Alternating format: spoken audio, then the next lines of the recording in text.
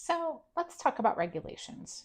This was a post that I saw online, and it's from a newbie in the short term rental industry who's really nervous about the sort of chaotic regulatory um, status that is true in many areas.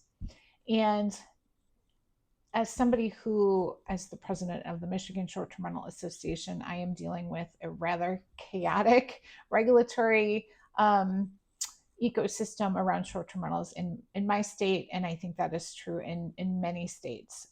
But the first piece of advice for somebody who is particularly nervous and risk averse around the topic of regulations, I would say to you, actually, go into a market that has mature regulations. Okay, so you want to go into a market that has a long history of short-term rentals and that they have asked the question and answered the question, and they have stable regulations already in place. But we know that there are many markets like that where the price of getting into that market is often prohibitive, especially for people who are newly looking to get involved. And so they're looking in other markets where maybe there aren't established regulations, or they're just getting started talking about regulations. That is certainly true in many of the areas of my state.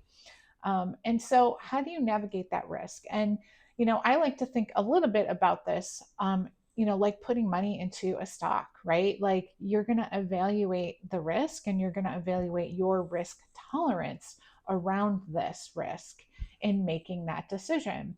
But some of the ways that you can evaluate the risk of regulation in this, number one, the first thing I always tell people is if you're looking at an unregulated place, I want you to download the past 12 months worth of planning meeting minutes and maybe even township board minutes. And I want you to review those to see if they've even been talking about short-term rentals. Okay.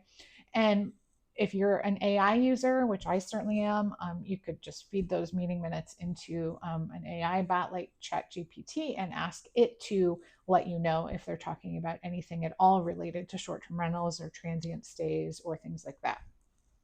Um, so that can sort of let you know if it looks like something is coming.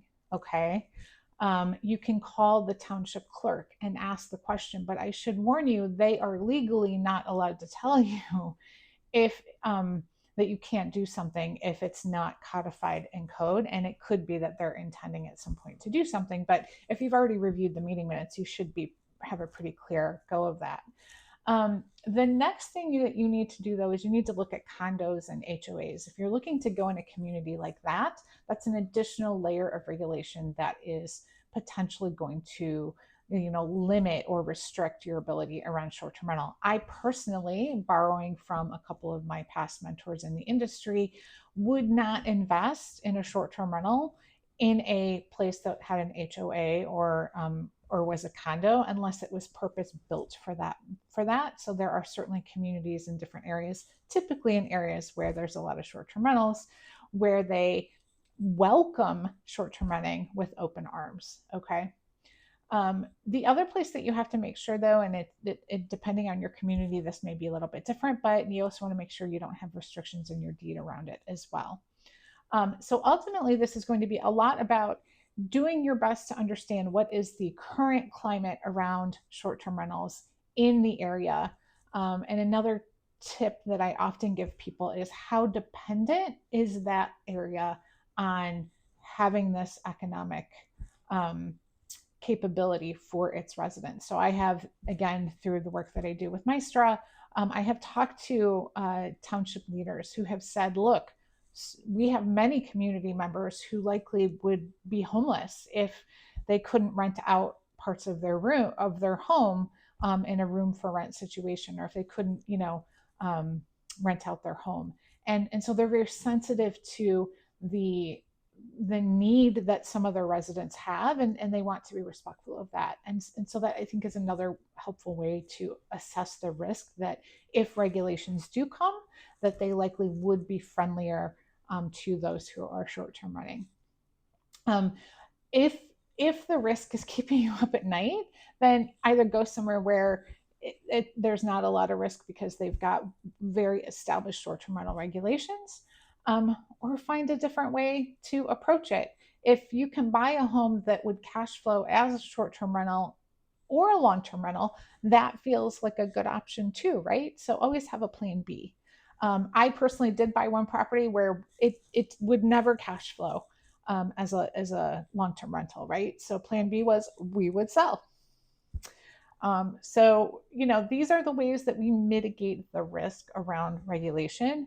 And mostly it's very much about knowing what's going on, and don't set it and forget it. I have calendar reminders that I go back in and I look at the township meeting minutes on a routine basis to make sure something hasn't changed while I wasn't paying attention. And I did get bit once, when all of a sudden it had been 4 or 5 months and I hadn't looked at a township meeting minutes, and they were on the cusp of voting for regulations around short-term rentals. So I think these are really helpful tips for folks around navigating regulations in the short-term rental environment.